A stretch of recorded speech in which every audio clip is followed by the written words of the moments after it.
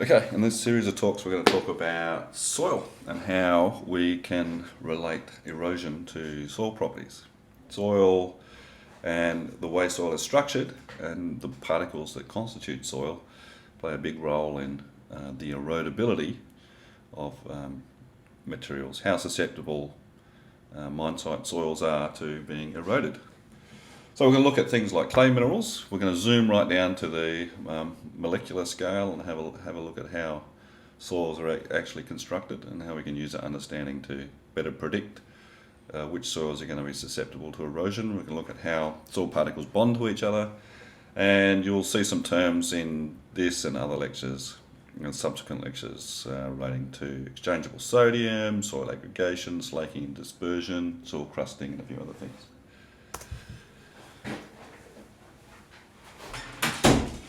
Okay, so what is erodibility? Well, erodibility indicates a soil's inherent susceptibility to erosion. It's related to the soil's infiltration capacity, how susceptible a soil is to produce runoff, and it's also related to how structurally stable a soil is. So how, when a soil is subjected to external forces like raindrop impact or shear stress from overland flow or compaction due to animals treading all over it, that's structural stability. Okay. So the properties that tend to result in soils being highly erodible are things like high fine sand and silt content, right? Expansive clay minerals, whether you have impervious subsoil layers, and whether you have blocky, platy or massive soil structures. So the type of soil structure is important. So we're going to hopefully explain why fine sand and silt are more susceptible to erode than clays. And clays are much finer, right? And hopefully you'll better understand how expansive clay minerals are also susceptible to disperse and then erode. Right, so we can come up with this magical term K, an erodibility number, and this sort of number is used in a lot of erosion models, empirical models, or other types of assessments, even mapping, trying to predict how susceptible soils are to erode. And I'm not going to go into the details around K, but suffice to say, the higher it is, the more erodible the soil is.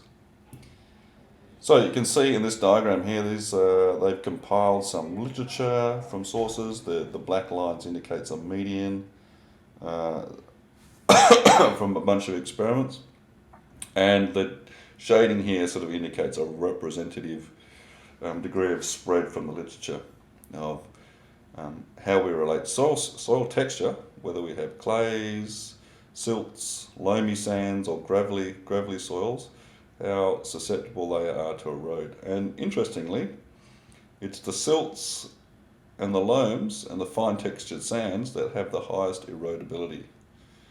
When we go into much coarser sands and sands with rock in them, like this gravelly loam, the soils with rock, gravelly loam, they're less erodible. Okay. And the reason for that is because fine soils, like clays, are able to stick to each other. They have some cohesion. Whereas sands and silts, because of their small surface area compared to clays, they have weak interparticle bonding, and they are typically what we call cohesionless. Right? They don't like to stick to each other. So non-coherent surfaces like these sands and silts are resistant to flow, but only because of their weight, right? Or how they're sort of settled next to each other. So friction, the particles rubbing up against each other, can resist their entrainment into overland flow. And gravity, so their mass resists their movement upwards. But cohesion surfaces that can stick to each other, they can resist being entrained into the flow or resist shear stresses on them because of their interparticle bonding. Right, so how do soil particles stick to each other, right?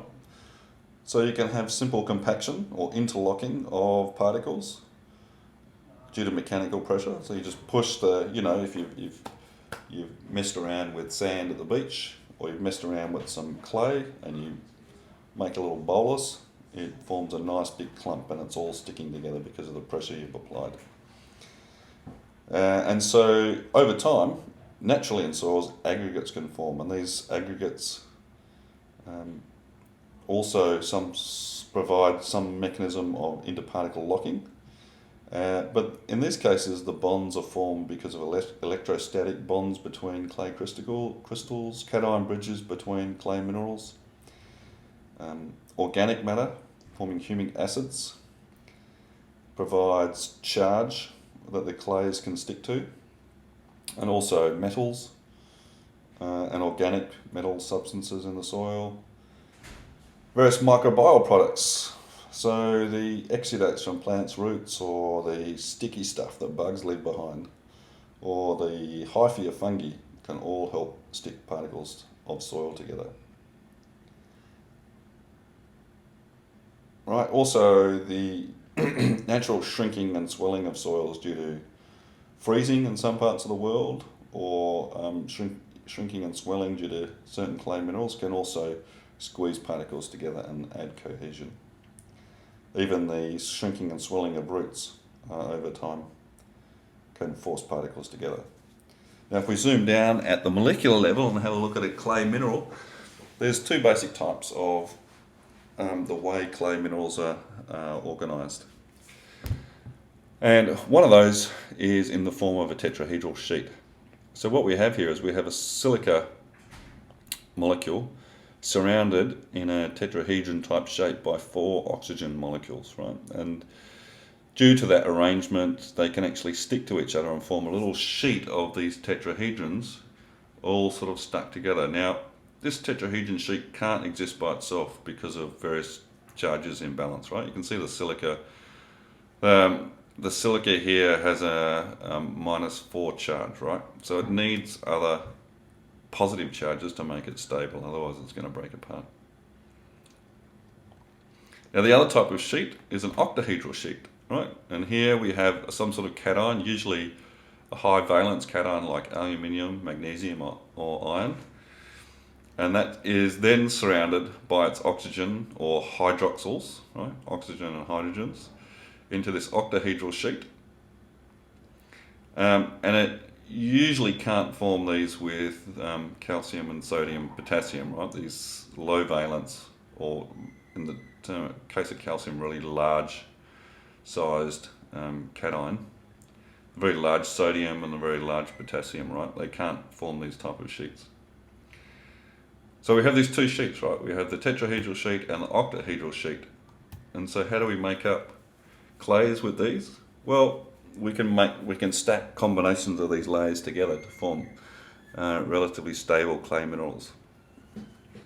Okay. So this is what we mean. We have our aluminium sheet, which is an octahedral type sheet, and a silica sheet.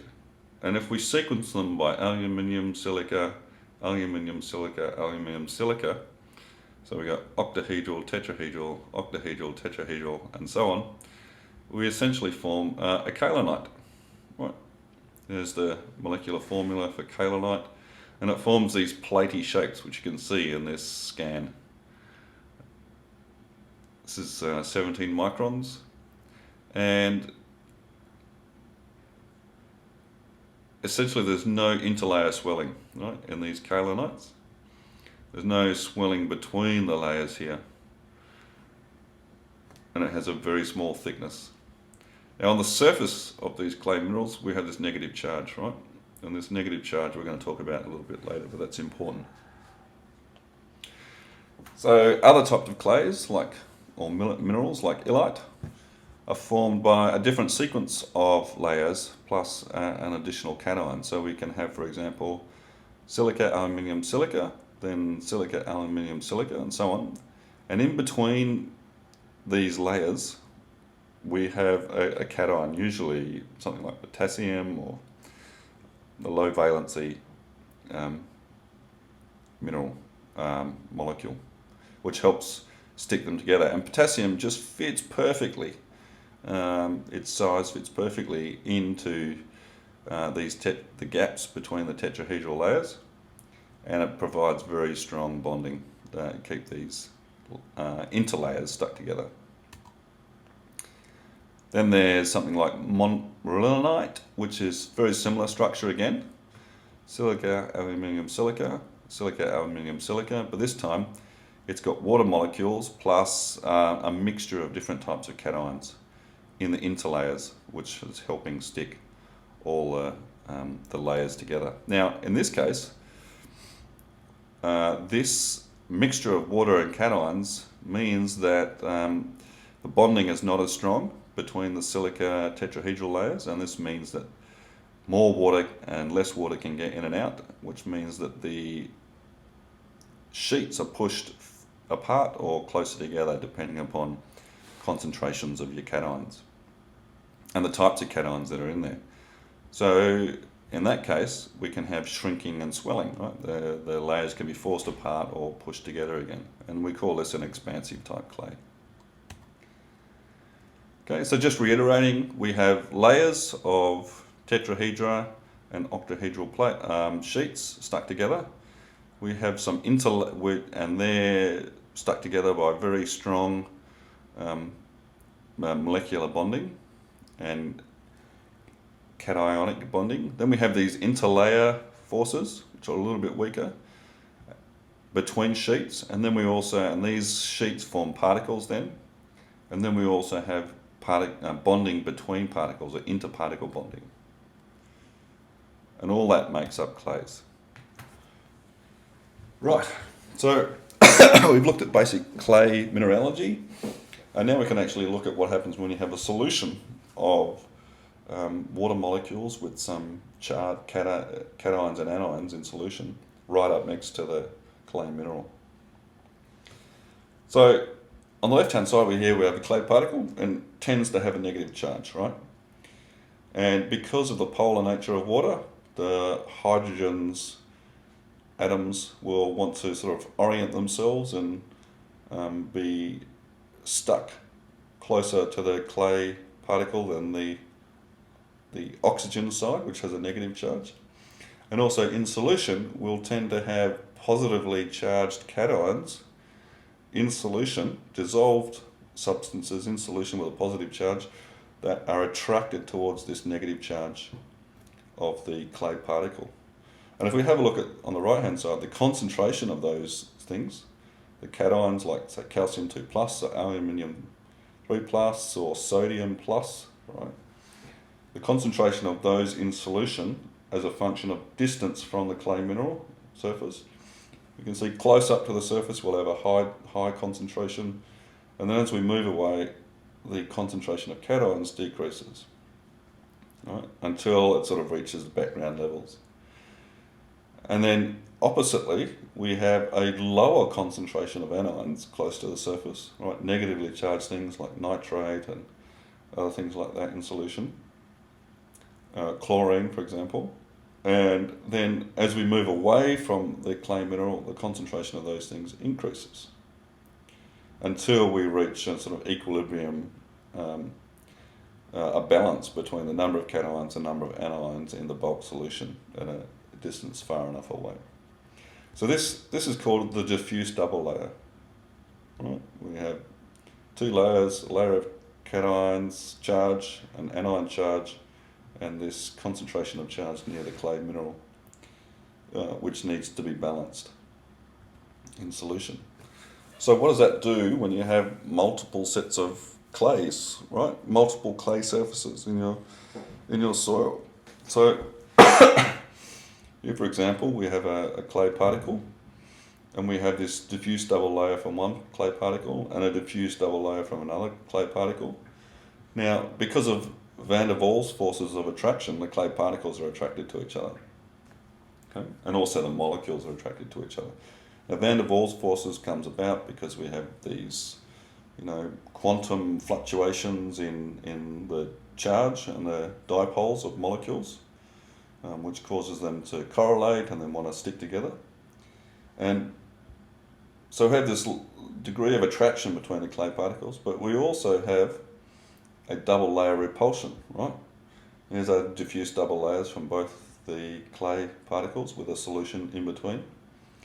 And what that means is there's a balance between the forces of attraction and forces of repulsion from the diffuse double layer, which causes a certain degree of orientation of the clay particles.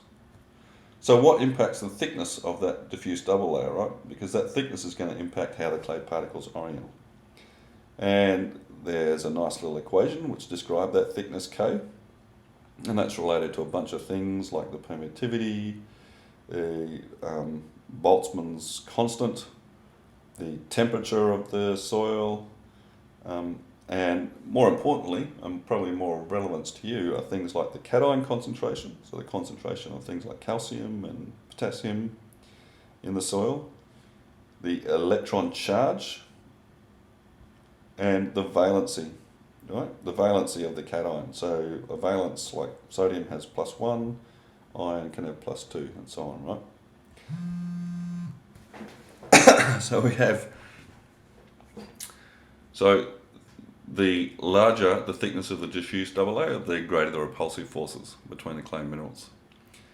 The larger the cation concentration, the smaller the diffuse double layer is going to be, because the cations are going to balance that charge more quickly, and the diffuse double layer will be not as thick.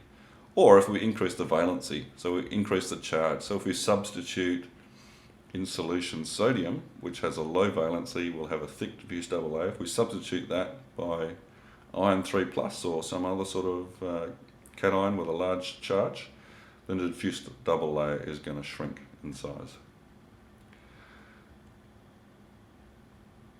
And so one of the important measures of how susceptible a soil is to erosion is the exchangeable sodium. So sodium only has a +1 charge, right? And so if it's sitting in between particles of clay layers, it only has 1 charge. So it can't balance the charges on both all that well. It can only balance the charge on one of those clay surfaces. And so that means it's actually held quite weakly. So if we apply something like water or some other sort of substance to those types of soils, then it's easy for water to get in between the clay particles and cause the arrangement of the clay minerals to change, right? And so we can have a change in soil structure at a very small scale. So what that means is, if we have soils with a high exchangeable sodium, then they're going to be more susceptible to erode, right? And that's what this paper by Singer et al. Showed back in 1982.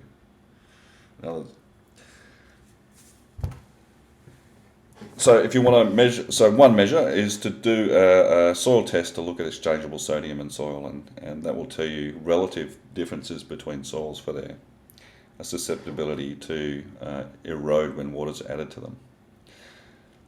So what does it look like then when you change the size of the diffuse double layer, right?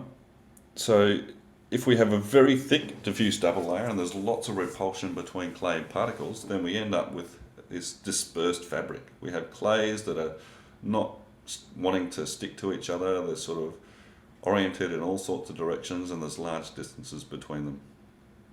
Okay, and it's called a dispersed fabric, right? They're not going to stick to each other. If we decrease the size of that diffuse double layer by changing things like the changing the cation concentration, or the type of cation that's in solution, then the particles will move closer and closer together, and eventually they'll stick either on an edge-to-face pattern, or an edge-to-edge pattern, or a face-to-face pattern, or a shifted face-to-face pattern, right? And then we get this aggregation of clay minerals all sticking together with very strong forces between them, and they're not going to break apart all that easily, right? And so that's the impact of the diffuse double layer on clay particles at the molecular level.